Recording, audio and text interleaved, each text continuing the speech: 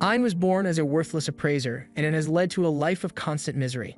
He can barely make a living for himself and is constantly mistreated by those around him. So now that he's on the edge of death's door, he decides to take the plunge and get it over with. A few hours earlier, Ein was in a party with the mage Jolene and the swordsman Zoid. He is currently up against your average New York City rat, and he manages to slash it, but it's not enough to take the rat down, so he yells for Jolene to hurry up with her spell, and once she's finally done, she fires it at the rat, killing it in a single blow. Now that they are done with their battle, Zoid and Jolene begin praising each other for a job well done. However, they are nowhere near as nice when speaking to the appraiser they brought along with them, Ian. Zoid yells for Ein to hurry up and do his job already, but all the heavy baggage he's carrying combined with the weight of their insults makes it difficult to move, so Ein ends up falling face first to the ground. He is clearly being mistreated, but even so he has no choice but to get up and obediently do his job as a low-common appraiser. At birth, all the people in this world are granted jobs by the goddess of light and skills by the goddess of darkness. By honing these skills, one can gain a multitude of abilities and powers. However, jobs are passed down genetically, so they can never be changed. These jobs are divided into tiers: rare, high common, and low common. And as you can see, low common is bronze tier trash, so most people with this class are stuck as peasants or merchants.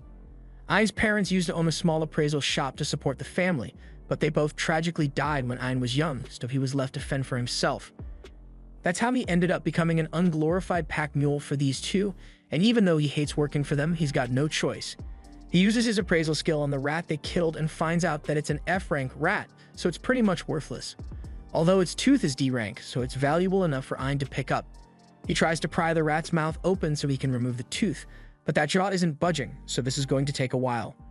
Zoid and Jolene are starting to get impatient since Ein is taking so long, so Ein asks them for a little help so he can get the rat's mouth open quickly. However, Zoid is offended that Ein would even dare to ask for help, so he throws a rock at him and tells Ein that he's worthless. Ein glares at Zoid with rage in his eyes for what he just did, but unfortunately, Ein doesn't have the strength to back that rage, so Zoid just kicks him across the floor and Ein is forced to apologize and beg for mercy. Zoid doesn't feel like beating Ein up anymore, so he gets back to work trying to pry the rat's jaws open, while Jolene and Zoid mock him for being a filthy trash collector. They really enjoyed making fun of him, and they know he can't do anything about it since there aren't any jobs for an appraiser like him. If someone wanted to figure out the value of an item, they could easily go to the guild and have it appraised with a magic item, so low-level appraisers like Ein are totally obsolete. Ein heard everything those two just said about him, and he knows they are right. His appraisal skill is practically worthless, so the only job he can get is scavenging parts for jerks like Jolene and Zoid. As soon as Ein has stored the tooth in his bag, Zoid reminds Ein that the only reason they even agree to have him in their party is because Zoid hates touching gross stuff like that, so he had better learn his place and behave like a good trash boy. Life dealt Ein a bad hand, but he's got to do whatever it takes to survive in this world, even if it means he must suffer at the hands of those two. As they are walking through the dungeon, Zoid happens to spot a hellhound corpse lying in the middle of the path, and he doesn't even question it. He thinks this is incredibly lucky since they can loot it without him having to fight, so he orders Ein to start looting. However, Ein has a functioning brain and raises the good point that if the hellhound was already dead before they got here, then something strong must have killed it. And on top of that, hellhounds aren't even supposed to spawn in this area of the dungeon, so he is sure something is seriously wrong here. However, Zoid doesn't want to hear any logical arguments from a loser like Ein, so he tells him to shut up and get to work already. While Ein does the dirty work, Jolene and Zoid begin talking about getting freaky with each other once they get back to town and maybe forcing Ein to watch. But then they notice a second hellhound corpse in the corridor, so they tell Ein to go get that one too. However, this time, Ein is frozen in fear because according to the guild map he got, there shouldn't be a corridor here, so he has a bad feeling that something is going to go wrong if they keep going. Yet once again, Zoid completely ignores Ein's logical arguments and starts walking into the corridor. He tells Ein that if he's so scared to continue, then he can leave on his own, but he won't be getting paid anymore since he is disobeying an order from the leader. Ein is pretty much cornered here because on one hand, he knows something dangerous might be down in that corridor, so he really doesn't want to go, but he also can't afford to be fired from Zoid's party. There are practically no other parties that would be willing to accept a loser with a skill like appraisal, so if Zoid kicks Ein out because of this, he will have no way of surviving. So Ein eventually decides to head into the corridor with Zoid even though he knows it's a bad idea. After walking through the corridor for a while, they come across a ton of dead hellhounds on the floor, and Zoid thinks they just hit the jackpot since they can loot all these bodies and make a massive profit without having to fight anything, but Ein is still uneasy since whatever killed all these hellhounds might still be around. Zoid is getting sick of all Ein's constant worrying, so he yells at him to shut up and do his job. But then Ein sees something absolutely terrifying behind Zoid, so he nervously points in that direction. Zoid turns around to see dozens of little red eyes staring at them, and a few moments later, a pack of hellhounds emerges from the darkness. All those hellhound bodies they found earlier must have been the result of infighting among the pack, but now that they've been confronted by the full pack, none of them know what to do. Ein has no combat skills, and even if Zoid and Jolene worked together, they would barely be able to take down one hellhound, let alone an entire pack, so fighting isn't an option here. The only way they can make it out of this alive is if they make a run for it, but even if they do try to run away, there's no way they can escape a pack of wolves chasing them down. Just then, Zoid realizes that he and Jolene don't necessarily have to be faster than the hounds, they just have to be faster than Ein, so the hounds eat him first, so he tells Jolene to cast a paralysis spell on him. Jolene is confused at first, but she soon figures out what Zoid is trying to do, so she points her staff at Ein and paralyzes him. Ein falls to the floor, unable to move, and he can't believe that the two of them really plan to leave him here to die. But Zoid assures him that the paralysis only lasts for a short time, so if Ein stays quiet, he might get lucky and escape the hellhounds as well. However, Zoid then proceeds to make a lot of noise to attract the hellhounds straight to Ein, and afterwards he runs off with Jolene, leaving Ein to be eaten. The hellhounds pounce on Ein and immediately bite into his arm and leg, so he screams out in pain. But all the pain from being mauled caused the paralysis to wear off, so Ein can once again move and grabs a nearby rock to get the hellhounds off him. He then throws his backpack at them, and while it may not have done any damage, the food inside the backpack was enough of a distraction to buy him some time, so he slowly limps away from the hounds. But unfortunately, he discovers that Zoid and Jolene had blocked off the exit, so there really is no way for him to escape. He doesn't have much time before the hounds come after him again, so Ein spots another corridor and starts heading straight for it, but to his dismay, this corridor leads to a massive dead end. All hope seems to have been lost for Ein since he has nowhere to run and he can hear the dogs closing in on him by the second. If he is going to die regardless, Ein would rather fall to his death than be eaten alive by those monsters. Till now, he has always blamed his failures on his trash appraisal job, but now he realizes he never actually tried to overcome the challenges he faced because of his job. But even if he realizes that now, it's too late for him to change anything. A loud thud is heard as Ein's body hits the ground, but while he most certainly died on impact, he happened to land right on top of a tree. A beautiful girl appears before him and slowly walks towards his dead body before giving him a kiss on the forehead. As she does this, Ein's body begins to move again, and after a few moments he regains consciousness. Once Ein can think clearly again, he realizes that he's still alive and all his injuries have been healed, so he starts wondering how that could even be possible. He notices drops of water falling on him from the tree, so he catches a few and uses his appraised skill to check them, and to his utter shock, these are S-rank droplets of the World Tree. He then appraises the giant tree, and sure enough, he discovers that this huge hunk of wood is indeed the World Tree of Legend. Long ago, this world had a single World Tree, and this tree was responsible for producing the mana that humans use to create magic. However, the legend also states that the World Tree withered away and died long ago, but many scholars of the world theorize that it must still exist somewhere in the world, which is why massive expeditions were launched in hopes of finding it. But the tree was never found, although it makes sense why no one ever found it, because who would think to search at the bottom of the dungeon? He realizes that the tree must have brought him back to life, so he thanks it, and as he does so, he hears a girl's voice, but there's clearly no one else here, so it must have been his imagination. Moving on, Ein is glad he survived the fall, and this place seems pretty safe since there are no monsters here, but he needs to think about how he's going to get himself back to the surface. Zoid and Jolene obviously aren't going to call anyone to save Ein, plus there's no food here, so he will starve if he doesn't make it back home soon. He heads for the exit, but before he leaves, he once again thanks the tree for saving him. This place obviously isn't on the guild map, so Ein has no idea what to expect from this place. The enemies here are bound to be stronger than those hellhounds that nearly killed him, so he's scared, but he has no choice but to go. He's done making excuses for himself and plans to do whatever it takes to survive, no matter how hard it may be. Ein walks out into the dungeon, but to his surprise, he's been walking for a while now, and there are still no signs of any monsters. He's honestly relieved since that means he won't have to fight, but suddenly Ein feels a gust of wind near his face, and in the next moment, his ear is on the floor. He screams out in pain and tries reaching for his severed ear, but in the process, 2 of his fingers get cut off. The one behind Ein's suffering is this S-rank gremlin, and Ein is starting to really panic since even those hellhounds were only B-rank, so he stands no chance against this thing.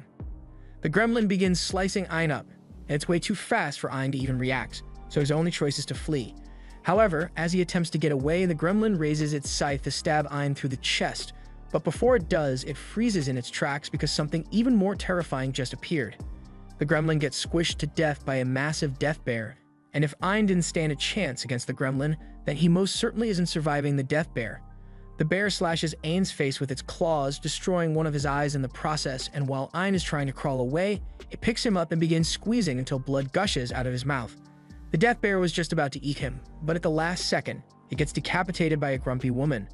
She hates the fact that she just saved a human, but that girl kept begging her to help him, so she didn't have much of a choice. And he is once again shocked to find that his wounds have been healed, and as he sits up, he sees that girl from before sitting across from him. Ein is still trying to wrap his head around what he's seeing, but then a woman appears behind him and demands that Ein show proper gratitude and drink the tea that the girl made for him. Ein is confused since he hasn't seen any tea, but then he notices the girl Yuri holding a cup of tea that she made specially for him. Ein is hesitant to drink mysterious tea that could potentially contain some body fluid, but Ursula forces it down his throat anyway, so it's not like he had much of a choice. However, it turns out that the tea actually tastes really good, so Ein tells Yuri as much, and she's really glad he likes it. Ein thinks Yuri looks really cute when she's happy, but Ursula warns him that she'll erase his entire existence if he has even a single lewd thought about Yuri. Ein gets the message, so moving on, he asks if it was the two of them who saved him from the death bear. Ursula tells him she had no interest in protecting a smelly human like him, but Yuri kept begging her to save him, so she had no choice. Ein thanks Yuri for caring about him, and Yuri gets a little embarrassed, so Ursula drop kicks him in the face and starts stomping him out for flirting with her daughter. Ein is shocked to hear that Ursula is Yuri's mother, but to be more precise, Ursula is actually Yuri's guardian, and it's been that way ever since she first planted her roots here.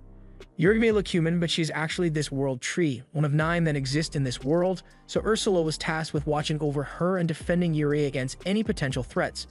Ein is surprised to learn that Yuri is the world tree spirit, but it makes sense to him since she's so beautiful. But immediately after he says that, Yuri gets embarrassed again, so Ursula kicks him to the ground for daring to look at Yuri with such lecherous eyes.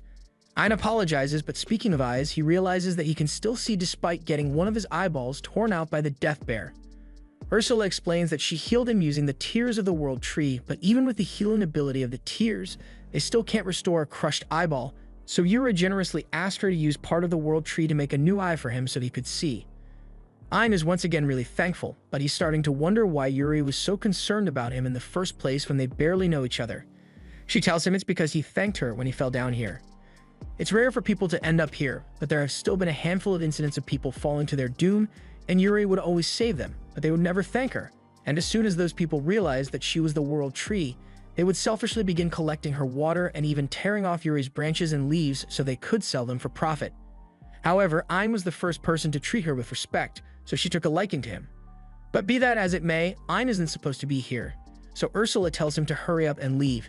Yuri pleads with Ursula not to kick Ein out since he's bound to die if he heads back into the dungeon, but Ursula doesn't care what happens to him. Yuri does care though, so she pleads with Ursula to at least find a way to guarantee that Ein can make it home safe and sound. However, there really isn't much Ursula can do to help him. Since she is the world tree's guardian, she isn't allowed to get too far from the tree, so escorting Ein to the surface isn't really an option. And teleportation magic doesn't work in this dungeon, so she can't use that either. Yuri is devastated that there's no way to keep Ein alive, so she breaks down in tears, but Ursula can't stand to see her cry, so she comes up with an alternative to make sure Ein makes it home safely. She turns to him and yells that she will personally train him until he is strong enough to make it out of here on his own. Yuri thanks Ursula for agreeing to help, and Ein is even more thankful, since he had thought he was going to die here for sure. He hugs both Ursula and Yuri, but Ursula doesn't like all this affection, so she pulls him away and warns him that he's about to receive hellish training from one of the world's greatest sages, so he had better take this seriously since she won't tolerate laziness. Ein understands and swears that he will do his best, but when Ursula leaves him outside so they can begin their training, Ein starts to worry that she might just force him to fight monsters on his own. Just then, Ursula informs him that she indeed expects him to fight monsters on his own because that's the quickest way for him to learn. To start off, she says she wants him to fight that gremlin way over there, but Light can't actually see anything in that direction. Ursula reminds him that his eye has been replaced with a piece of the world tree, so he should try making use of it a little. But even with his tree spirit eye, Ein still can't see shit. Ursula tells him he just lacks the awareness of what his spirit eye is truly capable of, so Ein takes a moment to think about how he lost his eye, and how Yuri helped him restore it. And by the time he opens his eyes, everything seems a lot brighter. Now that Ein can finally see clearly, Ursula says it's time for them to begin his training, so she tosses a rock at a nearby gremlin, and tells Ein that his first task will be to learn how to dodge the gremlin's high-speed attacks. Ein doesn't think that's possible since the gremlin is moving way too fast for him to keep track of, but Ursula tells him he just needs to use his appraisal skill to scan the gremlin's movements. Ein doesn't think it works that way, but he doesn't have many options, so he tries it out, and to his surprise, he really can see the gremlin's moves now, although it's pointless if he forgets to dodge. Since Ein is injured, Ursula puts up a barrier and pulls out a bottle of tree drops she borrowed from Yuri. She pours it on Ein's severed ear, and after it has been reattached, she tells him that he had better take this seriously, otherwise he's going to keep getting sliced up. She then drops the barrier and the gremlin attacks him again, but since he knows where it's going to attack, he manages to duck out of the way in time. After a week of constant training, Ein has finally gotten the hang of appraising the gremlin's moves and can dodge its attack every single time. He proudly tells Ursula that he has mastered the technique, but in the process he lets his guard down, so the gremlin is able to sneak up from behind and slashes his back. Ursula creates a shield around the two of them so they can take a break, and she gets a good laugh from seeing Ein's pain. But she admits that he did do a good job at dodging, so she says he has passed the first test. Now they'll move on to the next lesson. So she tells Ein that he has to defeat that gremlin. Ein is willing to try, but he doesn't have a combat job, so killing an S-rank monster will be impossible for him. Ursula already thought of that, and while it certainly would be impossible for Ein if he were fighting with his bare hands, he doesn't have to since Ursula made a special sword for him.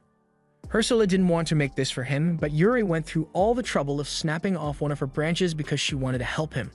Ein is deeply touched that Yuri would put herself through such pain just to help him, so he is really grateful and swears to make good use of it. Ursula undoes the barrier and leaves Ein to face the gremlin, but when he tries to strike at it, the gremlin easily dodges him.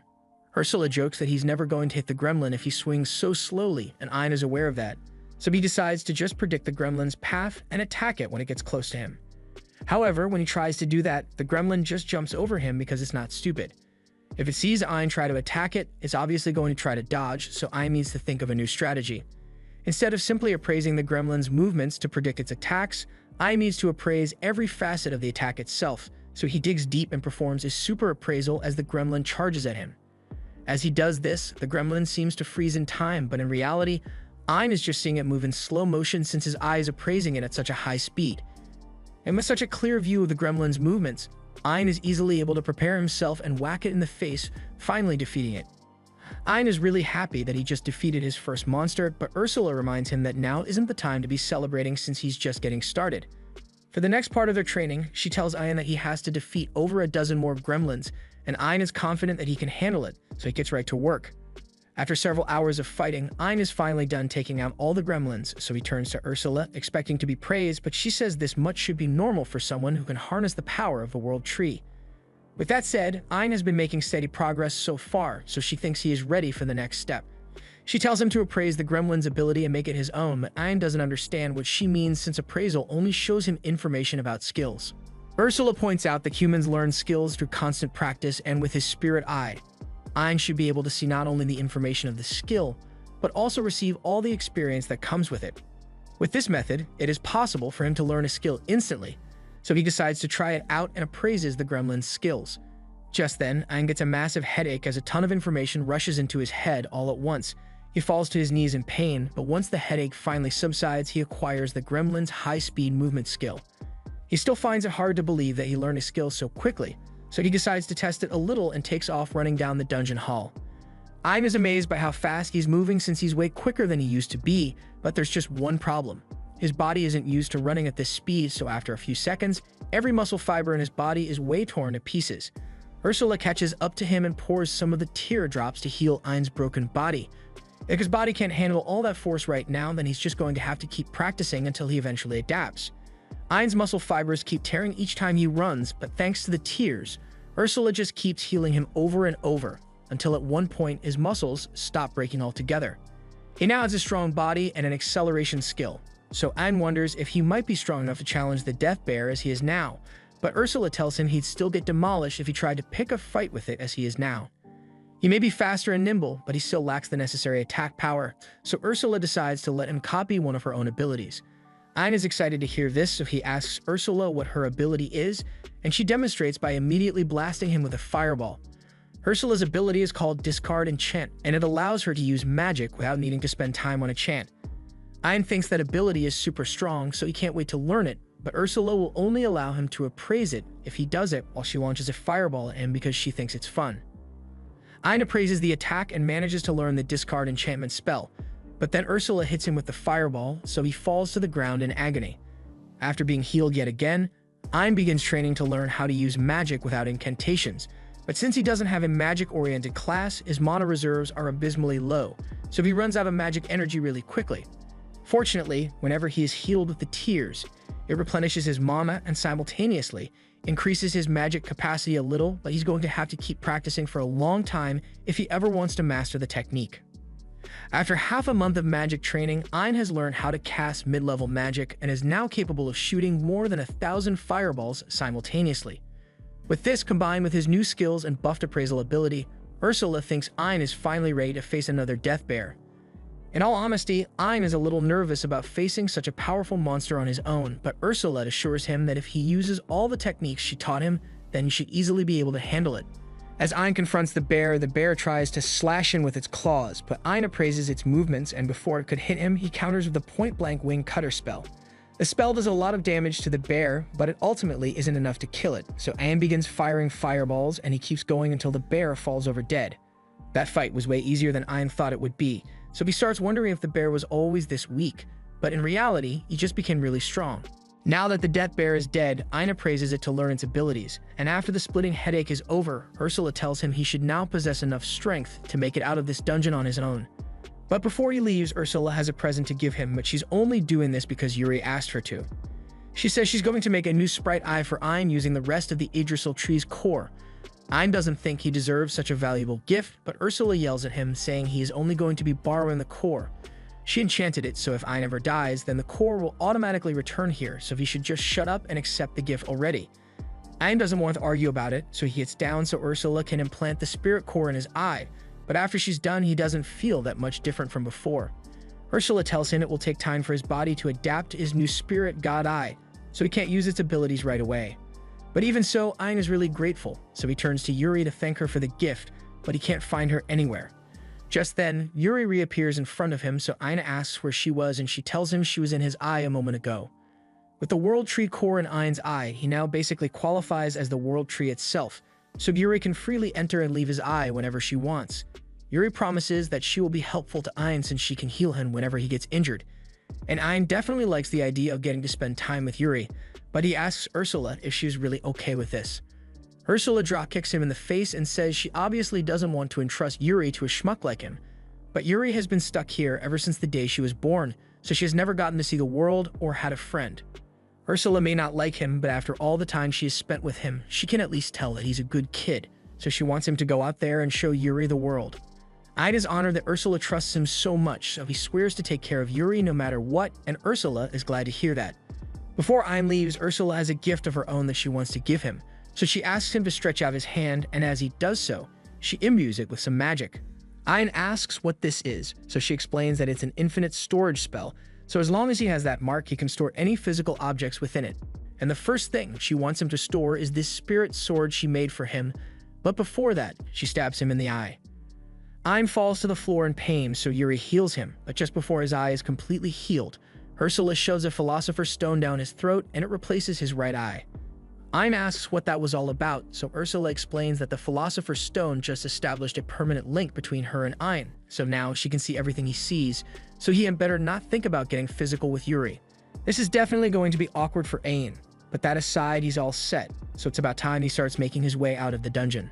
Before they get going, Ein asks Yuri if there's anything she wants to do once they get to the surface, and after thinking about it for a bit, Yuri answers, saying she would like to see the rest of her family. Ein didn't know that Yuri had any family aside from Ursula, so Ursula explains that all the world trees that exist used to be part of one massive world tree. However, at one point, the cores were split and hidden away in separate dungeons, so Yuri hasn't been able to see her siblings in years. In that case, Ein promises to travel the world with her so they can meet all the other world tree spirits, but to do that, First, they have to get out of here. Ein heads out into the dungeon, but once he comes across a split in the path, he isn't sure which direction he should follow. All of a sudden, he hears Ursula's voice in his head, and she's telling him to take the path to the left. She already appraised an escape route for him with his eye, so as long as he follows her directions, he can't get lost. Also, there's a giant viper monster heading straight for him, so he had better get ready to fight it off. A few minutes later, Ein has killed the S-rank viper, and he's pretty proud of himself for being able to take it down so easily. Ursula tells Ein that she already used his eye to appraise the viper's abilities, but Ein wasn't ready for it, so he grabs his head in anticipation of the intense pain. However, to his surprise, there is no pain, and that's thanks to Yuri because she healed him as soon as his head was about to start hurting. If Yuri can do that, then that means he won't have to suffer any more headaches when he appraises skills to learn them, so he thanks her for all her help. Ein eventually makes it to an ominous-looking door, and Ursula explains that this is where he will find the boss monster of this floor. Dungeons are pretty much living creatures that feed on the humans that die, and as such, there is always a dungeon core and a dungeon boss to guard that core. The only way for Ein to get out of here is to defeat the dungeon boss and destroy the core, but Ein isn't sure if he has what it takes to do it. Defeating S-rank monsters is one thing, but a dungeon boss is supposedly several times stronger than any S-rank monster he has encountered so far. However, he refuses to back down because he is no longer the weak Ein who would helplessly run from death. He opens the doors to the boss room and finds the dungeon core on the other side of the room, but as he and Yuri are walking over to it, they trigger a summoning circle on the ground and cause a massive golem to spawn. This fight is going to be tough, so Ein asks Yuri to get back in his eye so she doesn't get hurt, after which he begins charging at the golem. He dodges the golem's first strike with his speed boost, but he won't be able to dodge the second one. So instead, he braces himself for impact with his superhuman strength skill. While he is touching the golem, he also activates the venom skill he got from the viper to dissolve a chunk of the golem's arm.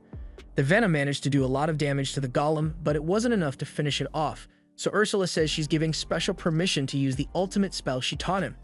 He should have just enough mana to pull it off now, and even if he collapses, Yuri can just heal him right away, so it shouldn't be a problem. Since nothing else has worked so far, Ein decided to use his ultimate spell after all and cast Nova Strike to hit the golem with a massive ball of pure energy. After hitting the golem with that spell, practically nothing is left of it, and surprisingly, Ein didn't even collapse from mana exhaustion. Yuri comes out to replenish Ein's lost mana, and congratulates him for defeating the golem, but Ein knows he never could have done this without Yuri's help, so he thanks her. Yuri is really giddy about it, but Ursula is annoyed by how much Yuri likes him, so she tells Ein to hurry up and praise the golem's abilities already. Ein does so, and once he's done with that, Ursula tells him that there's one more thing he needs to appraise, so she asks him to go over to the dungeon core. Ein does as instructed, and while he's appraising the core, Ursula appears next to him, which comes as a major surprise since Ein thought she could leave the World Tree. Ursula confirms that she is still bound to the World Tree, but since the entire World Tree's core is in Ein's eye, his body is practically the World Tree now, so she can teleport within a certain vicinity of him. That aside, this dungeon core operates similarly to a spirit core, so Ursula says she can use it to level up Ein's spirit god eye if he wants. Ein readily agrees to the proposal, so Ursula takes the dungeon core and puts it in Ein's eye to level him up to level 2. She then tells Ein that he can level his eye up more by conquering different dungeons and absorbing their cores. The three of them then leave the boss room and the door closes behind them, so they can no longer return. Ursula assumes this must be because they defeated the boss and took the core, so the dungeon is sealing itself off so it can recover. The hole that Ein fell through is also probably sealed now, and that's a good thing since it means there is no way for any more humans to stumble up on the World Tree. So Ursula doesn't need to worry about protecting Yuri's tree body anymore, and the three of them are free to go on as many adventures as they want. Back in town, Zoid is still telling all the adventurers around about the tragedy that happened in the dungeon and how he nearly got eaten by hellhounds. And the only reason he actually managed to escape was because Ein selflessly volunteered to distract the hellhounds for him. This is a shameless lie, but since Zoid thinks Ein is dead, he is confident that no one will ever find out because it's not like Ein is going to come back and expose him. A second later, Ein shows up behind Zoid and he overheard Zoid's entire story, so he is here to expose him. He tells everyone that Zoid and Jolene paralyzed him and left him to die to the hounds. The people at the bar are enraged because they've been giving Zoid sympathy all this time, but he practically tried to murder Ein for his own sake. They start throwing things at Zoid, and they might have even lynched him for doing something so sinister to his own party member, but Ein stops them. He's still kind of mad at Zoid for what he did, but if not for that, he would have never gotten the chance to meet Yuri or Ursula, so he's actually grateful that Zoid was such a scumbag. Now that he has confronted Zoid, Ein can finally move on, so he and the others head to a swamp dungeon near the capital. After clearing it, Ursula uses the dungeon core to level Ein's eye up, and with the upgrade, Ein is now able to read all types of writing. He's glad he leveled his eye up, but he's a little disappointed since he was hoping to find a world tree there. Ursula tells him it isn't going to be easy to find the world trees since a lot of effort was put into hiding them. Ein apologizes to Yuri since it might take a little longer than he anticipated before she gets to see her family, but Yuri says she doesn't mind since she's having fun. Just then, they hear the sound of a girl screaming and Yuri wants to help, so Ein runs out to save the girl. The girl's carriage had been attacked by monsters, so Ein slays them, and once all the monsters are dead, Yuri begins healing all the injured guards. Ein goes over to the girl and asks her if she's alright, but the second the girl saw Ein's face, the only words going through her head are, "Oh my god, that guy's hot." She jumps into Ein's arms, calling him her hero, and Ein doesn't know how to handle this situation, so he asks the guy over there for help. But Jasper is just the head of a trading company, so he has no control over what Princess Claudia does. A little while later, the princess brings Ein and the others to her mansion to properly thank them for saving her. And even though she's the third princess of this nation, she tells them there's no need to be so formal with her. And with that said, she jumps up to give Ein another big hug. However, before she could wrap her arms around him, Yuri steps in front of Claudia and refuses to let her get close to Ein. Claudia asks why Yuri is being so defensive, so Yuri blurts out that she doesn't want Claudia to touch Ein because she's Ein's wife. We then cut to Ein's face, and that right there is the face of a man who didn't realize he was married until a second ago. However, even with Yuri's declaration, Claudia doesn't give up because she's fine with becoming Ein's second wife. While she and Yuri argue over Ein, Jasper comes over and says he has something to tell him. Ein asks what this is about, so Jasper tells him he wants to marry Ein. That's the third person today, but before Ein can respond, Jasper asks him to come down to the basement because there's something he wants to show him. Jasper is the head of the Juno Trading Company, and Ein already knows about the company since they are pretty much the richest and most famous trading company out there. Jasper leads everyone to his jewel room and explains that he has made it his life's mission to preserve all the prettiest jewels in the world, and today he found the prettiest jewel of all. He knows Ein's eye is made of a spirit core since he has done quite a bit of research on them, and he fell in love with Ein's eyes at first sight. He asks Ein to marry him so he can look into his eyes for the rest of his life, and Ein was initially going to decline, but Ursula pulls him aside and tells Ein to reconsider because Jasper probably has information on the location of other spirit cores. Plus, Jasper is Rick, so if Ein married him, he would have access to all his resources. However, Ein isn't interested in being the gold digger, so he asks Jasper if they can just be friends instead, and Jasper says that's fine for now at least. Ein then asks Jasper if he has any information on the other spirit cores, and Jasper confirms this, but the locations are incredibly dangerous, so he hasn't been able to investigate. However, with Ein, a little danger shouldn't be much of a problem. Thanks to the info they got from Jasper, Ein manages to locate a secret dungeon, and he's hopeful that one of Yuri's sisters might really be here, so he assures Yuri that he will do whatever it takes to make sure she reunites with her sibling. After entering the dungeon, Ein eventually comes to a dead end, and he doesn't know what to do since Jasper's instructions clearly said there should be something here. Ursula explains that there's a magic circle built into that wall over there, so touching it should teleport them into the dungeon. Ein does as she says, and the second he touches the wall, he finds himself standing on a cliff that overlooks a jungle. He is surprised that a jungle could fit inside a dungeon, but Ursula tells him all this is just an illusion created by powerful magic. Just then, they hear a voice talking to them, and Yuri recognizes it as the voice of her little sister, Pina. Yuri wants to meet up with Pina, so she asks where she is, but Pina is all the way at the end of the dungeon, so she says they are going to have to clear the dungeon and make their way over to her. Ein thinks it'll be a major pain to have to clear the entire dungeon, so he asks Pina if she can just teleport them to the end or something, but Pina says she can't use that kind of magic. In that case, Ein accepts that he is just going to have to clear the entire dungeon, and Pina is surprised to see so much confidence coming from a mere human. She thinks Ein is just bluffing, so she warns him that she set up traps all over the dungeon, so there's no guarantee that he won't get hurt if he continues. Ein understands that it's going to be dangerous, but he's sure he can handle it. Pina finds Ein interesting, but she doesn't trust him, and she's going to take great pleasure in watching him suffer while trying to make it through the dungeon. In fact, there's a pit right in front of Ein, and Pina is sure he won't notice it and will fall in. However, Ein does notice it and easily jumps over the trap. He then continues dodging all the other traps Pina laid out, and Pina is starting to get pissed because she put a lot of work into making those. Ein doesn't get why she's mad since it's not like he's going to intentionally fall for a trap that he can avoid, But Yuri explains that Pina has always liked making innocent pranks for people to enjoy. Ayan doesn't think there's anything innocent about Pina's hobby, since any one of these traps could definitely kill someone. Pina interrupts Ayan because she may be sadistic, but she's not evil.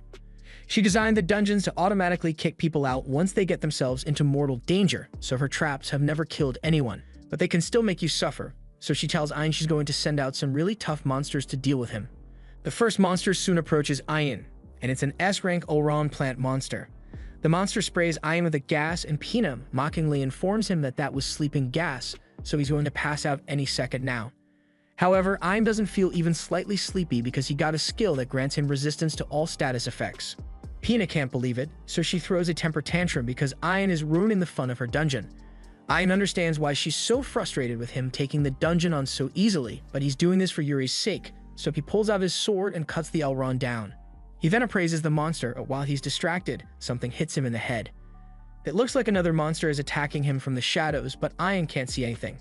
Ursula assumes the monster must be using some kind of stealth skill to stay hidden, but even if Ayan can't see them, it doesn't matter since he has an ability that negates all ambush attacks. Additionally, he has a separate ability that negates regular attacks when he's standing still, so he's practically invincible. Pina can't believe what she's hearing, but even if her stealth monsters can't do any damage to Ayan, he can't defeat them if he can't see them. That may be true, but Ayan has special eyes, so after a few moments, he appraises the location of the monsters and uses a gravity spell to take them out. Pina is getting really upset because all of her hard work is going to waste, but she eventually picks herself back up, and with a ton of confidence, she declares that there's no way Ayan will be able to kill her next monsters. She sends out an Arachne and a centaur, but 3 seconds later, Ayan kills them like it's nothing. Pina officially gives up after seeing that, and she's convinced that Ayan isn't a human after all, because no human should be capable of killing 2 S-rank monsters at the same time. Meanwhile, Zoid's life as an adventurer practically fell apart after Ayan exposed him. As he walks back into the guild, all the adventurers start giving him the side-eye because they all know about him using Ayan as bait. While there, Zoid happens to run into Jolene, and he's glad because there's no way she can look down on him for what he did when she was in on it. But he was wrong. Jolene switched sides the second Zoid became an outcast, and she even turns on the waterworks to make people believe she did nothing wrong. Zoid tells her to stop lying and reminds everyone that she was the one who cast the spell to paralyze Ayan, but Jolene just says she had no choice because Zoid threatened her, and that's all it took for the blame to be placed firmly on Zoid's shoulders. Zoid is kicked out of the guild and reminded that no adventurer would ever want to team up with the likes of him again. Zoid doesn't understand why everyone is treating him like an outcast all of a sudden because he's sure any one of them would have left Ayan as bait if they were surrounded by wolves. He blames Ayan for this whole mess because if Ayan had just let himself die, then Zoid's secret would never have come out. Now Zoid believes that the only way he can restore his reputation is to tackle a difficult dungeon all on his own and prove to everyone that he's strong. He decides to take on a C-rank quest that happens to be in the same dungeon Ayan went into. Normally, a C-rank mission would be impossible for him, but he can do it. Just then, he hears a sound coming from behind him, so he gets scared, but it turns out to be nothing. He is relieved since he thought he might be in serious danger for a second there, but then he accidentally touches the wall that teleports him into this secret dungeon, and now he's definitely in danger. He realizes this must be a secret dungeon, and if that's the case, then it must have strong monsters inside, but Zoid is riding high on his self-confidence to be sure he can handle whatever comes his way. At least that's what he thinks, but after taking 2 steps in, he falls for a pit trap and is about to die. Luckily for him, Pina wasn't lying when she said she doesn't like killing people, so Zoid gets teleported back outside and hears an announcement from Pina saying he can try again if he wants. After realizing he can't die in the dungeon, Zoid thinks this might be his chance to prove himself since he can just keep trying over and over until he gets good enough to clear the dungeon. He heads back in, and he keeps falling for trap after trap, until eventually he's able to make it to a clearing in the forest. However, things don't get much better for him because he ends up coming face to face with a giant S-rank lizard monster, and he immediately gets badly injured. Pina finds this amusing, but she still doesn't want anyone to die in her dungeon, so she tells Zoid she can teleport him out now if he wants. Zoid refuses to give up, but then he gets his arm squished, so he screams out in so much pain that he forgets to say "I give up." The lizard is about to attack him again, but before it does, Ayan appears in front of him and kills the lizard in one blow. Zoid is amazed that someone could kill an S-rank monster so easily, but he doesn't realize that the person who just saved him is Ayan. When they both look at each other, Ayan asks Zoid what he's doing here, and Zoid asks the same thing. Ayn explains that he's here because he plans to clear this dungeon and Zoid is kind of in the way right now, so as much as he doesn't like the guy, he asks Yuri to heal his arm and then makes him faint so Pina can teleport him out of the dungeon. Ayn then moves on and eventually comes across the boss's room door, so Pina tells him he's going to have to defeat the boss if he wanted to get to her. Ayn is confused since he thought defeating the dungeon boss would seal the dungeon off, but that's not the case. Ursula tells him that as long as he leaves the dungeon core intact, the dungeon will be able to recover, and since he has confirmation that the dungeon will be fine, he heads inside to take on the boss. However, as he enters, he doesn't see a boss monster anywhere. Just then, the ground begins to shake beneath his feet, so Ayn uses his flight skill to get away, and it is revealed that the monster is a giant tortoise. Ayn freaks out a little because that thing is massive, but panicking won't help defeat it, so Ayn shoots a flurry of fireballs at it. However, when the smoke clears, no damage has been done to the tortoise. The tortoise then returns fire and shoots a water ball at Ayn, so he counters by parrying it back at the tortoise, but again, this does absolutely no damage to it. Ayn is running out of ideas here because none of his attacks have been effective so far. However, when he takes a closer look, he notices that there's damage on the ground from his fireballs as well as the water bullet, even though he's sure those attacks hit the tortoise directly. He now understands what's going on here, so if he lands on the ground and lets the tortoise stomp on him to prove his theory. Just as Ayn expected, the tortoise's stomp does no damage to him because the giant tortoise's body was just an illusion. And now that it has been established that the giant tortoise is an illusion, Ayn casts a spell to dispel the illusion, revealing the true boss monster to be this tiny turd. Ursula is impressed with Ayn since even she couldn't tell that the monster was an illusion. But as Ayn appraises the baby tortoise, she notices something unbelievable about the tortoise, and she's so surprised she can hardly speak. Ayn doesn't understand what Ursula is saying, but even if this little guy is the dungeon boss, Ayn doesn't want to have to kill it, so he asks Pina to just admit defeat. Pina refuses and says she hasn't lost until Ayn kills the tortoise, so Ayn asks her if she's really going to make him kill such an adorable little guy. Pina feels bad, so she admits defeat and says they can enter her room, and once they are inside, Yuri runs into Pina's arms and starts swinging her around until Pina gets dizzy. She apologizes for being so rough, but she was just so excited to see Pina again. Pina then turns to Ayn, and she's still holding a bit of a grudge against him for beating her dungeon so easily, but Yuri tells her not to be mad at Ayn because he's a really nice person. After hearing Yuri defend Ayn like that, Pina realizes Yuri must be in love with him, so she starts teasing her about it, and Yuri gets embarrassed but she can't really deny it. Now that Yuri and Pina have had their reunion, Pina says she has a favor to ask. She wants to travel with Ayn, and she even offers to give him her spirit core if he agrees to let her tag along. Yuri seems really excited by the idea, so she asks Ayn if he's okay with it, and he doesn't see a problem with it, so everyone is in agreement. Just then, the little tortoise jumps off Ayn's shoulder and transforms into a girl. She introduces herself as Pina's guardian Kuroheim, the daughter of the heavenly beast tortoise. And Koro must be pretty high-ranked among the guardians for Ursula to be panicking like she just ran into her drill sergeant. Ayn is still in disbelief that there's someone out there who can make Ursula act so polite. Since Koro is Pina's guardian, Ayn has to ask her for permission to take Pina with him, and Koro is all for the idea, but only on one condition. She wants to come along too. She hands Ayn a Philosopher's Stone, and if he adds this to his eye, along with Pina's spirit core, then they will both be able to go with him. Also, Koro's ability allows her to create barriers, so she's sure she will be useful to Ayn. Meanwhile, Zoid finally wakes up outside the dungeon, and he realizes that the only reason he's alive right now is because the same Ayn that he tormented for so many years chose to save him. He then rolls over and starts crying over how much of a failure he has become. Later on, Jasper accompanies Ayn to the local adventurers guild because Ayn wants to sell some of the loot he got from the dungeon, and having Jasper with him will make the whole process a lot easier. Everyone already recognizes Jasper as an extremely wealthy merchant, but they have no idea who Ayn is. Jasper tells the receptionist that Ayn is here to sell some of the loot he got from a dungeon, and immediately after, Jasper wants to buy all those items. The receptionist says she's more than happy to help, so she asks Ayn to hand her his guild card, but as he does so, she is shocked to find out that Ayn is an F-rank appraiser. After seeing that, she becomes belligerent and says she doubts that an F-rank appraiser like Ayn could defeat any monsters at all, and all the other adventurers begin mocking him as well. But Jasper tells Ayn to just show them the items he has. Ayn then opens his storage to reveal a mountain of S-rank monster parts, but even after seeing all the high-level loot Ayn has, the adventurers in the guild assume Ayn must have stolen it all from someone else since there's no way he could have killed all those monsters on his own. This is exactly why Ayn wanted to avoid coming to the guild, because people always look down on him for being a low common appraiser. However, there's someone here who isn't as shallow as the rest. The guild master, Megan, comes out of her office and condemns all the adventurers for mocking someone they've never met just because of his skill class.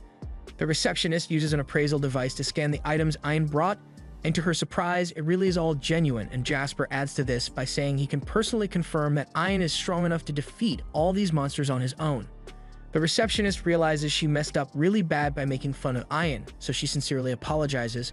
Megan also apologizes on her behalf and says she'll give the receptionist a stern talking to about her behavior later. Even though a person's class is decided at birth, Megan is glad to see that there are people out there like Ian who refuse to be limited by it, and Ian is glad that there are people like Megan who don't judge him based off his class alone. Megan has really taken a liking to Ian, so she's sure the two of them will meet again in the near future. But for now, she has work to do, so she leaves Ian to finish up his business here.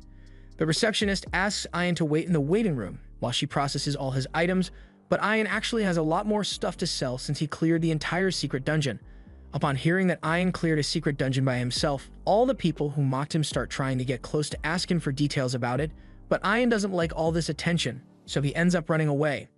A little while later, Ian takes a dip in the bath to relax after all that stress, but while he's enjoying his soak, Yuri suddenly appears beside him. It takes a moment for it to register, but when it finally clicks that she's in the bath with him, he totally freaks out. He swims away from her in a panic, but Yuri doesn't understand why he's being so distant since they are always together. Pina then shows up as well and begins joking that Ian was overcome with lust after seeing Yuri's naked body, but Ian denies it. In the first place, Yuri and Pina shouldn't be here since this is the men's bath, but Pina reminds him that she and Yuri are spirits, so they don't have to follow human rules. She then asks if he is shy because he's having pervy thoughts about Yuri, but he once again denies it and tries to prove that his mind is pure by maintaining eye contact with Yuri. But then his eyes drift down to her double D's and his mind goes blank from there. Ursula then appears and she doesn't take kindly to Ian staring at Yuri's body, so she threatens to eviscerate him with the highest magic she can muster if he dares to touch Yuri. Yuri begs Ursula to stop because she wasn't bothered by Ian looking at her, but upon hearing this, Ursula thinks Ian might have already done something to Yuri, so she prepares to blow him up anyway, and Yuri warns Ian to run because Ursula might actually do it, and Pina's just over here enjoying the show. Once the mayhem settles down, Ian gets out of the bath and sits down at a table so he doesn't have to deal with Ursula trying to kill him anymore. Kuroheim is there as well, but thankfully she behaved normal, so he can just sit and chat. Kuroheim thinks it's wonderful how lively everyone is since Pina is having more fun than ever before. Pina is like a daughter to Kuroheim since as a guardian, she created Pina's spirit core and eventually the core developed a personality. In addition to Yuri and Pina, Ian recalls that there should be 6 others out there, but Kuroheim tells him that there are actually 7. Ian is confused since he heard that the first egg drizzle tree withered years ago, but while that may be the case, Kuroheim informs him that the first tree's spirit core, Echidna, is still out there, although no one knows where she is. The same goes for the other tree spirits, so Ian thinks it is going to be difficult to find them all, but that doesn't mean he's going to give up because his end goal is to make Yuri happy and reunite her with her family. The next day, Megan comes to Jasper's mansion looking for Ian because she has a special request to ask of him. Ian asks why she wants him specifically since she could have asked anyone else from the guild, but this mission is something only Ian can accomplish. She asks him if he knows anything about the behemoth, but Ian has never heard of it before, so she explains that it is one of the legendary dragons that was summoned by the demon lord Micturian. After Micturian was sealed, the dragon went into hiding, but recently it has reappeared, and it is strangely only attacking merchants that pass through the area. That is why Megan is here to officially give Ian the SS rank quest of defeating the behemoth. The quest is incredibly dangerous and may very well cost Ian his life, so Megan would understand if he refuses, but before she even finishes speaking, Ian says he will do it. He heads out into the desert where the behemoth was last spotted, and Ursula appraises its location, so she knows exactly where it is. However, before Ian engages, she warns him that the behemoth can absorb magic attacks, and it is also capable of using air to launch attacks that can cut space itself. Ian takes note of the warning, but the behemoth's ability to absorb magic means Ian is going to have to rely on attacking it with his sword instead. But before any of that, Ian needs to get the behemoth's attention somehow because it is sleeping deep beneath the sand. He decides to use a nova to destroy a large chunk of the ground to force the behemoth up to the surface, and it is not happy about being disturbed. In Behemoth's long life, it has never once tasted defeat as it was personally created by the demon lord to be incredibly strong. It has laid waste to entire armies of humans, and not once has it ever found a worthy opponent to challenge him, so he grew bored of fighting at some point. Ian may not look all that impressive, but Behemoth acknowledges that he has access to some pretty powerful magic, but it's not like magic is going to work against Behemoth anyway. Behemoth asks Ian who he is to think he can challenge the mighty Behemoth, so Ian introduces himself as a regular man who has come to slay him. Behemoth thinks this must be some kind of joke since there's no way a frail human like Ian would ever be able to defeat him, but Ian seems pretty confident, so Behemoth decides to humor him. He tells Ian that he was created by the Demon Lord to be the most powerful beast, but if Behemoth is the best the Demon Lord could make, then the Demon Lord must have been pretty weak. Behemoth is enraged by Ian's insult, so he fires several Helix bullets at him, but Ian is quick enough to run out of the way before he is hit. However, since Behemoth is an earth dragon, he tells Ian there's no escaping him while they are in a field of sand.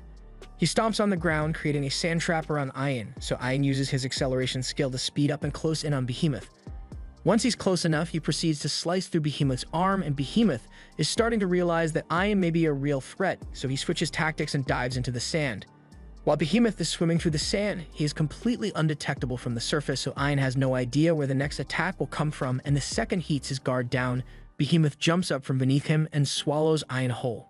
Behemoth laughs, thinking he has proved his superiority over the foolish human who challenged him, but it looks like he celebrated too soon because in the next moment, his face explodes. He has no idea how this could have happened, but he realizes he was wrong about Ian being weak, and he's not even mad about losing because Ian was a worthy opponent. However, before he finally dies, he asks Ian to explain how he managed to pull it off.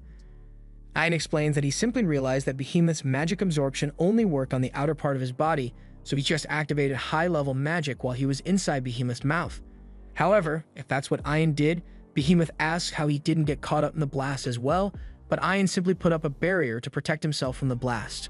Behemoth realizes he had grown arrogant from all his years of easy victories, but even as life fades from what's left of his body, he is content with everything that happened and accepts his defeat. Ian kind of feels bad for Behemoth because he only killed people because the Demon Lord made him that way. But at the end of the day, he still killed a lot of people, so Ian couldn't just let him live, and Ursula tells him to just hurry up and appraise his skills. Now that all the fighting is over, everyone comes out to congratulate Ian on his victory. Once Ian returns, he is called to the royal palace for some reason, and while waiting, a princess comes out to see him. She apologizes for not visiting him more often even though she's his second wife, but Ian reminds her that they are not actually married. She chooses to ignore what he said and informs Ian that he was invited here because her father wants to meet with him. And speaking of her father, he just arrived. Ian is intimidated by the king and his menacing demeanor, so he starts trying to be polite, but the king is actually a really chill dude, so he tells Ian he doesn't have to worry about formalities. The two of them sit down, and King thanks for agreeing to this meeting because he really wanted to meet him in person. He heard from Megan that Ian defeated the ancient dragon, Behemoth, and as the king of this land, it is his duty to properly reward him, but Ian says he doesn't need a reward. Even so, the Behemoth wasn't Ian's only heroic deed, as he also saved the princess when her carriage was attacked, so as her father, he has to thank him for that. Ian tells him that if he's going to thank someone, then it should be Yuri, since he never could have become as strong as he is now without her help. In that case, the king also thanks Yuri, but she's still shy about talking to people who aren't Ian, so Yuri hides behind him. The king says he is able to judge a person's character fairly accurately, and you can tell that Ian is someone who wouldn't let power go to his head. He has other things to take care of, so he will have to end their meeting here for today, but before he leaves, he says he has a gift to give Ian.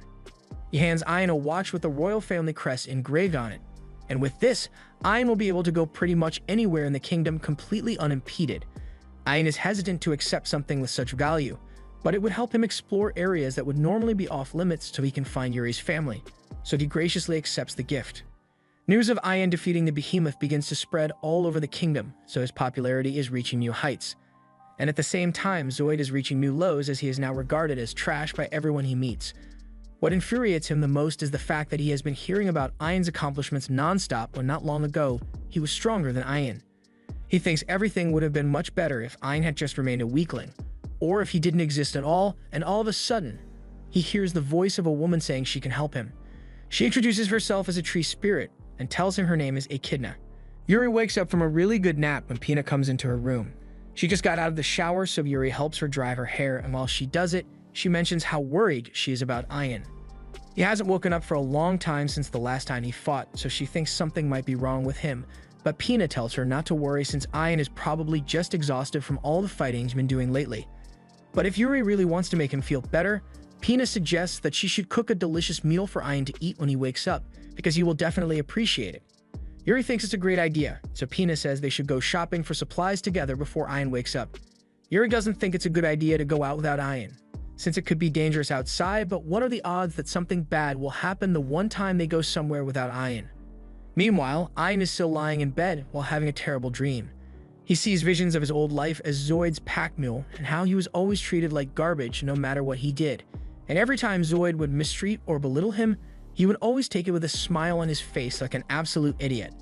He then sees another vision of himself being eaten alive by hellhounds, and he knows this would have been his fate had he not met Yuri and Ursula. All Ayin's insecurities then proceed to manifest as a shadow of his weaker self, and it tells him that no matter how hard he tries, it will never change his true nature. Ayin wakes up screaming from his nightmare and finds Ursula sitting beside his bed. She tells him he has been asleep for a long time, so Yuri and Pina were starting to get worried. But speaking of those two, Ayin asks Ursula where they are. Ursula tells him that Yuri and Pina went out shopping together, but that worries Ayin because he doesn't think it's safe for them to go out without someone to protect them. Ursula says it's fine since she is tracking their location in real time, so if anything does happen, they'll be able to rush over and help. For now, she says Ayin should get a little more rest since she could tell that he was having a pretty bad dream. Ayin tells her about the dream he just had, and it made him realize that if he hadn't met Ursula and Yuri, or if Yuri hadn't convinced Ursula to help him, that he would have been monster food by now. All he did was get lucky, so at his core, he thinks he is still nothing more than a worthless appraiser. Meanwhile, Zoid is still in disbelief over Echidna's proposal. He asks her if she is really serious about helping him get revenge on Ayin, so Echidna tells him about Spirit Eyes. She tells him the only reason Ayin is as strong as he is now is because he was given a Spirit Eye, so he probably didn't have to put in any effort of his own. Zoid finally understands what happened, and he thinks it's unfair that insignificant trash like Ayin managed to surpass him solely because he received a Spirit Eye. And that's when Echidna makes him an offer he can't refuse. She asks if he wants her to give him a Spirit Eye of his own, and as soon as she says this, Zoid jumps at the opportunity and eagerly accepts. Since Zoid agreed to take the eye, Echidna forms one in her hand and proceeds to jam it into Zoid's forehead. He experiences extreme pain as his body mutates, and by the time the transformation is complete, Zoid has become a monster. But he's a strong monster, so he's fine with this outcome and immediately jumps into the air to test out his new power. His body feels much lighter than before, so he starts running across rooftops to see how agile he has become. But while doing this, he ends up spotting Jolene out with her new boyfriend, and Zoid is a petty MF, so he's still holding a grudge against her for ditching him. He jumps down and instantly bites the dude's head off, and while chewing on her boyfriend's head, Zoid mockingly asks her who she'll run to for protection now. Jolene realizes the monster is Zoid, so she starts trying to plead for her life because she really doesn't want to die, but Zoid still chomps her head off anyway. Across town, Pina and Yuri are walking through town together, when all of a sudden, they hear a loud crash sound and people start running for their lives because there's a monster on the loose. In all the chaos, Yuri notices a little boy who got hurt, so she rushes over to heal him, and once he's all better, she tells him to get out of here. As for her, she doesn't want to leave until she heals everyone who got injured.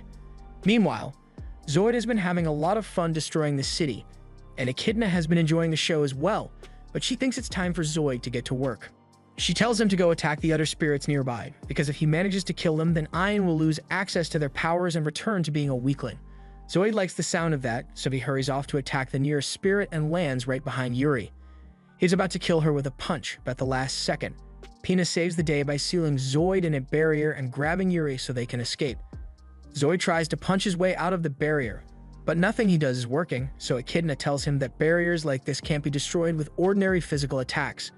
But that's why she bestowed him with a special power for situations like these, anti-spirit arts. Zoid uses the anti-spirit arts to gather energy in his body, and once he has enough, he is able to claw his way out of the barrier and shatter it. He then jumps into the air to go after Yuri and Pina, and when he finds them, he gets ready to attack again. Pina tries to defend with another barrier, but Zoid easily breaks through it this time. Pina can't believe Zoid managed to break through her barriers so easily, and she has no way of defending herself now, so she is terrified. Yuri tries to protect Pina by getting in front of her, but she just ends up getting grabbed instead and intends to kill her right now, but at the last second, Ayin shows up and strikes, forcing him to release Yuri. He and Ursula apologize for taking so long to get her, but for now, Ayin says everyone should get back inside his eye because it's not safe out here. He tries to appraise the monster, but he can't see any information about it because there's a concealment spell at work. And it's really high level if it is able to hide information from Ian's spirit god eyes, so Ursula starts wondering who could be behind this. The monster charges at Ian, so he parries its attack and sends it flying. When it comes back, Ian tries to use a barrier to block its next attack, but just like with Pina, the monster smashes through the barrier with ease. Ian got hurt by that last attack, so the monster begins mocking him, and Ian recognizes its voice, so he realizes that this monster is actually Zoid. Zoid confirms that it is really him and tells Ian that he too has gained the blessing of a spirit, so he is just as powerful as him. Ian is confused and wonders how Zoid could have possibly gained the blessing of a spirit, but while he's thinking, he gets distracted, so Zoid punches him into a wall. He then tries to slash Ian as well, but he runs out of the way and starts creating distance. Ursula asks Ian why he's not attacking as well, but even if Zoid is in that form now, he is still technically a human, and Ian is hesitant to kill a human, even if the guy is a scumbag. Just then, Zoid's tentacles spring up from the ground, so Ian is forced to jump onto a nearby roof, and Zoid follows him. Zoid is still having a hard time believing all the destructive power he now possesses, and an even harder time believing that Ian has an equal amount of power. More than anybody, he finds it strange that Ian has all this power and never used it for personal gain. The second Zoid had the strength to do so, he went and got revenge on the people who wronged him, so he's surprised Ian did do the same to him. Zoid tells Ian that he has always been a worthless appraiser, so no matter how much Ian wants to act like a saint, there's no way he didn't at least think about ripping Zoid's head off as revenge for all the bullying he was put through. Ian tries to deny it, but his shadow reminds him of all the years he spent being mocked for his job, telling him that he and Zoid are the same. They were both worthless scum that would do anything to survive, no matter how humiliating it is, and even if Ian's a little stronger now, he is still the same piece of human trash deep down. Ian is starting to believe that Zoid is right about him, but Yuri comes out and yells that Zoid is wrong. Ian is the kindest person she has ever met, and even if he doesn't realize it himself, Ursula tells him he has gotten strong. And she's not just talking about his abilities, but his heart too. Even with all the power he has acquired, he chose to use it to help people in need, and never once has he hurt someone who was weaker than him like Zoid did. Ian's kindness and courage isn't something he got from Yuri, it's a part of who he is. And he isn't the only one who got lucky at Fateful Day, because Yuri's life changed for the better ever since she met Ian. Zoid is getting sick of all this sentimental talk, so he once again tells Ian he is just a weakling freeloading off the power of spirits. But this time, his words don't affect Ian anymore. He admits that the only reason he is strong right now is because Yuri and Ursula helped him.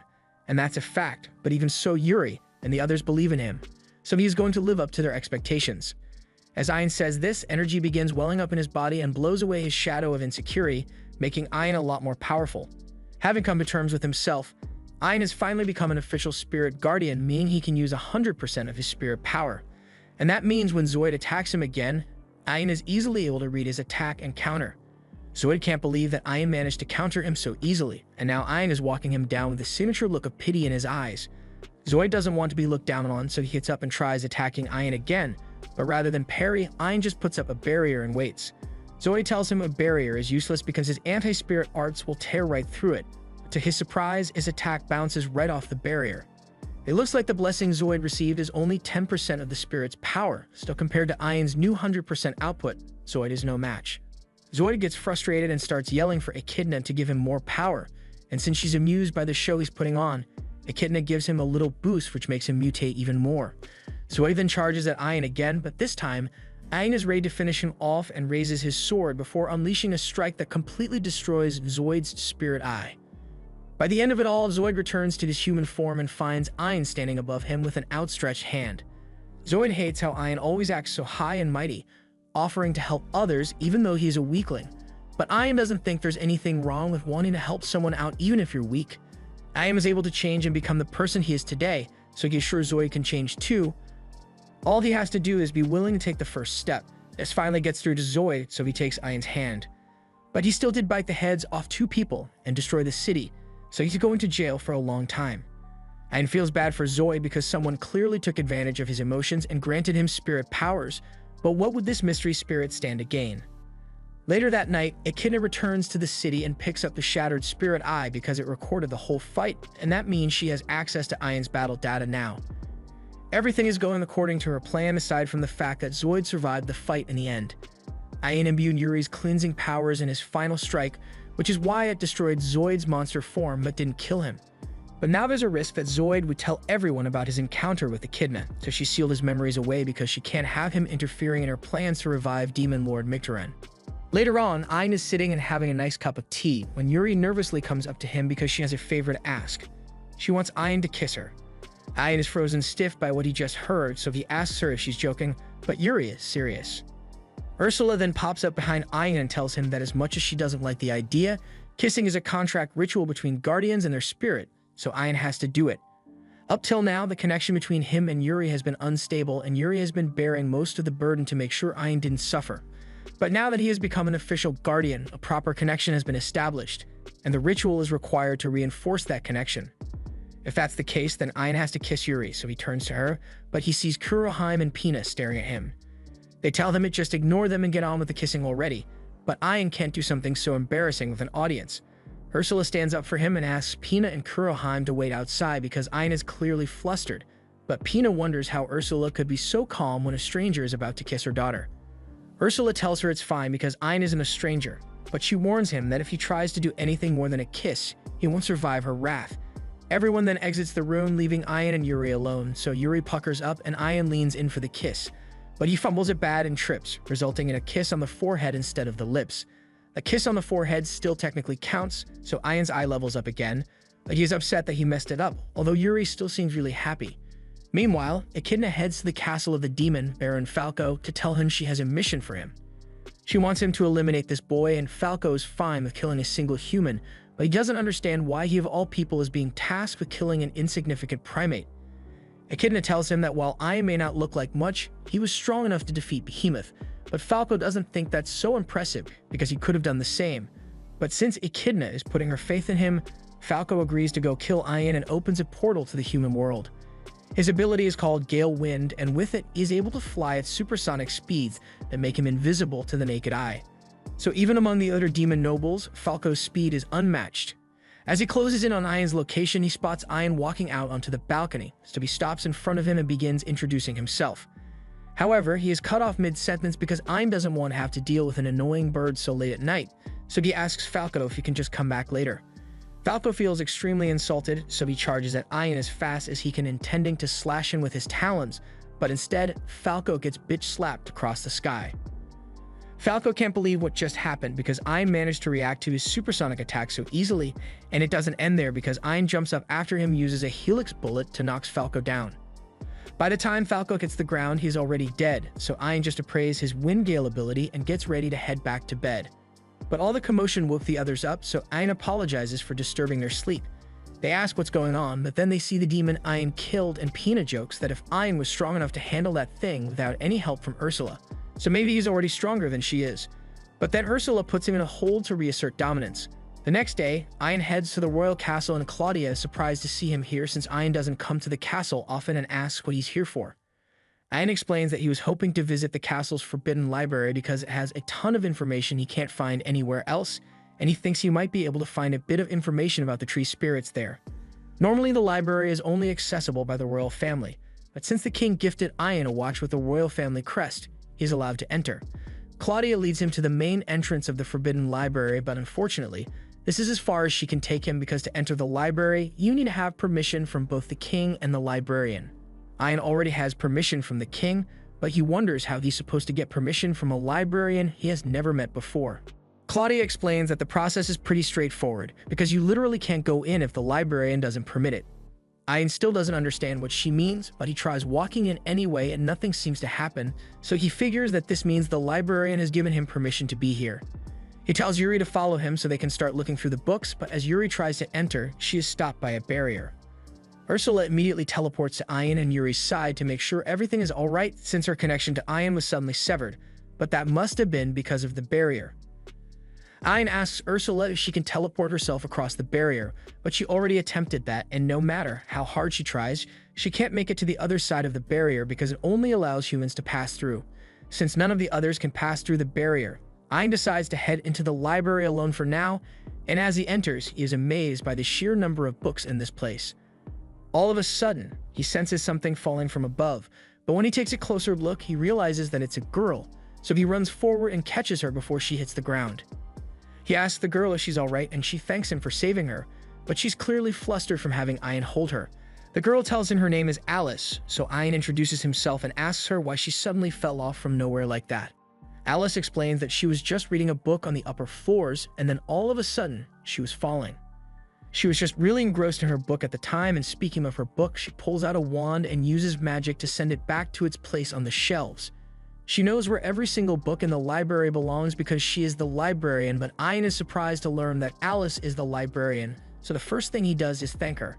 She doesn't understand why Ian is thanking her all of a sudden, but Ian is grateful because the only reason he was able to enter this library is because she, the librarian, gave him permission. On that note, Alice asks Ian to state his purpose for coming here. Ian tells her that there's someone very important to him, so he wants to help her find her family.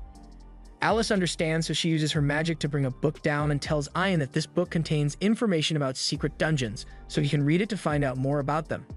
She also asks him how Yuri is doing, but Ian questions how she knows Yuri's name, and Alice explains that she recognizes the spirit core in Ian's eye. And the reason she knows it belongs to Yuri is because she is also one of the World Tree spirits. Later on, Ian has just finished conquering a dungeon that was listed in the book Yuri gave him, but this wasn't the right one, so he's starting to wonder if he got the right book. He intends to go back to the library and ask Alice about it when he sees her.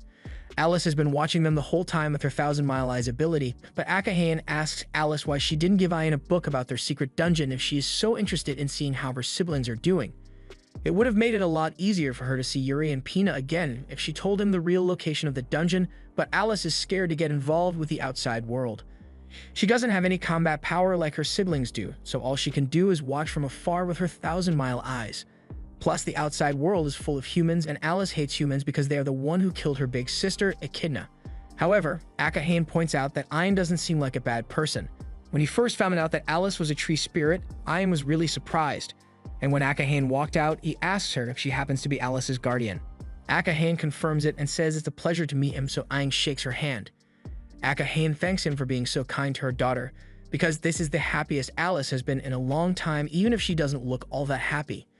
Anyway, since Alice is a tree spirit, he tells her that Yuri and Pina are waiting outside, so the three of them can finally be reunited, but unfortunately, Akahane tells him it's not that simple.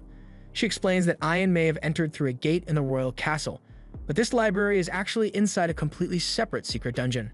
A special gate connects the castle to the library, but it only allows humans to pass through, and on top of that, there's a powerful spell cast on it to ensure that only people who have earned the approval of both the king and Alice are allowed to pass through. This place holds all the most valuable knowledge in the kingdom, so in exchange for using the power of the World Tree to protect this place, Akahane and Alice are allowed to live here and read as many books as they want. But if Alice or Yuri ever pass through the gate, it would break the contract that has kept this place standing for ages.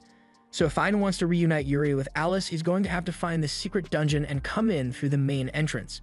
That's certainly an option, but Ian thinks it would be quicker if he just took Alice out with him instead. However, Akahane doesn't think it'll be that easy. Alice is incredibly frail and weak, so she wouldn't last long in a hostile dungeon environment. Plus, it doesn't look like she wants to leave. Ian can tell that Alice wants to see Yuri and Pina again, but she's too scared to face the outside world. He understands how she must feel, so he tells her that if she's ready to take the first step, then he will do everything in his power to make sure he gets her out of here safely. But then again, it'll probably be difficult for her to trust him when they just met, so he decides to do his best to find the dungeon and bring Yuri and Pina to Alice. Back to the present, Akahane tells Alice that it's fine if she wants to stay here and wait until Ian finds her, but she knows Alice has taken a liking to him, so she wants her to be true to herself. Books are nice and all, but there are some things you can only learn by experiencing them for yourself. So it would be a good idea to trust Ian because it will allow her to experience all sorts of things. And if anything bad happens, she can always come back to the library whenever she wants. Ian soon arrives at the library to ask about the secret dungeon again, but before he could say anything, Akahane pushes Alice to go take the first move. Alice walks up to Ian and tells him she trusts him, so she would like to go see outside world with him. Ian is glad to hear it, so he picks Alice up and jumps out of the library so they can leave the dungeon together. Before they go, Akahane gives Ian Alice's spirit core since she can't leave this place without it. With that, Ian, Alice, and Akahane begin their journey to escape the secret dungeon. But Akahane wasn't kidding when she said Alice is really weak, because she is completely exhausted after just a few steps. They need to keep moving, so Ian decides to carry Alice on his back as he clears the dungeon. Eventually, Ian faces his first boss battle against a samurai monster. and he is having a tough time because the samurai's sword skills are far better than Ain's. Ain realizes he stands no chance of winning in a sword battle, so he throws his sword away, and due to its code of honor, the samurai does the same. But immediately after, Ain dashes in front of it and kicks its face in. Once the samurai is dead, Ain starts appraising the samurai's ability, and while he's doing that, Alice approaches him and starts touching his face. Akahane explains that Alice is just worried that Ain might have injured himself in his fight, so Ain tells her there's no need to worry because he is perfectly fine. After that, they soon arrive at the dungeon exit, and once they leave, it won't be long before Alice can be reunited with her siblings. However, Alice doesn't seem too happy about it. Ain doesn't understand why, so Akahane explains that Alice is upset because once they leave the dungeon, Ain won't carry her around anymore. But if that's what's bothering her, Ain says he can carry her as much as she wants even after they get home. Ain eventually gets Alice back to the mansion, and Yuri is so glad to see her, so she tries to hug Alice, but Alice isn't a fan of big hugs. Yuri then hugs Ain and thanks him for bringing Alice, but Alice gets a little uncomfortable when she sees Yuri so close to Ain, so Pina decides to tease her a little. She also hugs Ain and tells Alice that if she doesn't hurry, there won't be any room left for her, so Alice doesn't hesitate and clings onto Ain's arm. Pina then starts teasing Alice some more and asks why she's holding onto Ain's arm so tightly, but Ain doesn't even get embarrassed and just tells Pina to stop messing with Alice. But jokes aside, the fact that Ain didn't get even a little flustered by her teasing makes Pina think Ain might really be in love with Alice, so everyone starts interrogating him. He tries to escape their interrogation by running into the sauna, but the girls just follow him inside, and now they won't let him leave until he answers their questions. Fortunately, Ursula finally tells the girls to quit it because it's not nice to force Ain into a corner like this, so they stop questioning him. But that doesn't mean Ain gets to relax because he has even bigger problems. There are opais and thick thighs everywhere he looks, and Pina is just sitting on his lap for no reason, so he's having a hard time controlling himself. Pina starts teasing him and asks if her soft body making him all hot and bothered, and it really is, so Ain says he's going to get out of the sauna now. Just as he is about to leave, he notices that Alice is starting to feel a little faint, so he tells her she should probably get out of the sauna too. However, Alice refuses because she wants to stay with everyone, especially Ain because she has decided that she will stay by his side forever. That was meant to be Alice's way of confessing her love to Ain, but it doesn't look like the message got through to him. Just then, Ain remembers that he hasn't assimilated Alice's core yet, so he asks Ursula if she can help him with it, and she agrees. After Ursula processes Alice's core, Alice approaches Ain because she has something to say, but she accidentally trips, so to steady herself, she grabs onto Ain's lower handle and pulls his pants down. Now everyone has a clear view of Ain, and Kuroheim thought this would be funnier, but she's honestly impressed by how much heat Ain is packing. A little while later, Ain is sitting in the living room and thinking about the next dungeon he should explore when all of a sudden, Megan and Jasper show up out of nowhere. They tell him that he has received a personal request from the king. Jasper asks Ain if he is familiar with demons, and Ain recalls that he fought one a little while ago, so he knows what Jasper is referring to. Jasper and Megan go on to explain that demons once drove humans out of the human realm, but a dimensional wall was raised to stop their advances. Unfortunately, there have been multiple demon sightings around the Rashik region, so Ain's mission is to go there and vanquish the demons that are causing trouble. Normally, a mission like this would go to normal adventurers, but normal humans could never hope to stand against defeat demon. Ain isn't obligated to accept the mission, but he feels the need to help the people who are suffering, so he promises to defeat the demons terrorizing the Rashik domain. Meanwhile, over in the Rashik domain, a large group of people are heading out into the forest, and in the group, there's a man and his daughter. Mia asks her father how much farther they need to walk because she's getting hungry, but her father assures her that they won't have to walk for much longer. The group eventually arrives at a stone formation in the middle of the forest, and soon the ground begins to shake, so they all bow down because it means the Hydra is approaching. Mia is confused and asks what a Hydra is, so her father tells it is a giant snake that protects their village. A purple slime-covered monster soon emerges from the forest, and it looks like it's expecting something, so one of the men from the village tells Mia's father to hurry up with the sacrifice already. Mia's father hesitantly tells Mia to go over to the Hydra, and Mia agrees to do it, but she can see that her father is trembling, so she tries to comfort him before she goes. She knows she's about to be sacrificed, and she knows that they have no choice if they want the village to survive, so with tears in her eyes, she asks her father to stay strong when she's gone. She then runs over to Hydra and tells it she is ready to be sacrificed, but at the last second, Mia's father runs up and hugs her because he can't bear to lose his daughter. The other villagers become upset because they already decided that Mia would be this month's sacrifice, But if they really need to sacrifice someone, then the father offers himself to Hydra instead, so his daughter can survive. Unfortunately, Hydra says it doesn't like eating men, which is why it has a very clear agreement with the villagers. In exchange for one girl from their village every month, it will not destroy the village. But now they've broken that agreement, so the Hydra says is going to deliver punishment. It spews out a deadly poison, causing all the other villagers to keel over and squirm on the ground.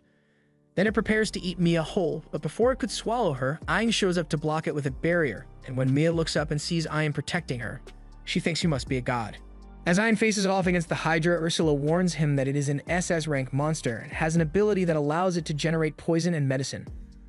Also, that purple slime all over its body is a permanent coating of deadly toxins that shields the Hydra from most physical damage. Ayn thanks Ursula for the warning, but before he deals with the Hydra, he needs to take care of all the people that are currently dying from the poison. So he asks Yuri for her help and uses her powers to heal everyone in the area at once. The Hydra is shocked that Ayn is able to neutralize his poison just by looking at it because that shouldn't be possible. But after all the boosts Ayn's Spirit Eye has gotten, Yuri's healing powers have improved as well. Ayn then tells the villagers that he's going to deal with the Hydra, so he draws his sword, and in an instant the Hydra is reduced to chunks of flesh. The villagers are left astonished, and one of them finally recognizes Ayn as the famous dragon slayer from the capital. They all rush over to him to thank Ayn for saving their lives, but Ayn tells them they don't have to worry because he's here to help this domain. And on that note, he asks if he can meet with the lord of this domain. But as soon as he mentions the lord, the good mood among the villagers suddenly dies out. They once again thank him for saving them since they would surely all be dead by now if he hadn't shown up, but they don't think there's much Ayn can do to help their village, so they just turn and head home. Ayn is left confused by the villagers' behavior, but as they are leaving, Mia turns around and tells Ayn that she is really grateful that God came to save her. Ayn tells her that he's nowhere near as impressive as a god, but when it comes to protecting the smiles of people like her, even a god wouldn't be able to stop him. He then tells Mia to hurry home to her father, and in the meantime, he's going to go meet with the feudal lord. Ayn eventually finds the lord's mansion, but Pina thinks there's something off about this place because despite the condition of the nearby village, this place looks really unnaturally fancy. Ayn isn't sure what dangers may be lurking in the mansion, so he tells all the girls to get back into his eye for safety. He then enters through the front door and announces himself as an adventurer sent here by the guild, at which point he is greeted by the current lord, Nigan. Nigan invites Ayn to sit down and have some cake that he personally made, so Ayn takes a bite, but it tastes horrible. Nigan asks him what he thinks of the cake, and Ayn doesn't want to be rude, so he lies and tells Nigan that the cake tastes good. But then Nigan tries the cake himself and he realizes his mistake. He has accidentally used salt instead of sugar when making the cake, so he apologizes for making Ayn taste something so awful. Anyway, Ayn wants to get right to the point of his visit, so he tells Nigan that he is here because there have been reports of demons in his domain. Nigan calmly tells Ayn that there are no demons here and suggests that one of the locals might have mistaken a regular monster for a demon. Ayn assumes that Nigan must not be aware of what's going on in his domain, so he informs him that he actually encountered and killed a demon on his way here.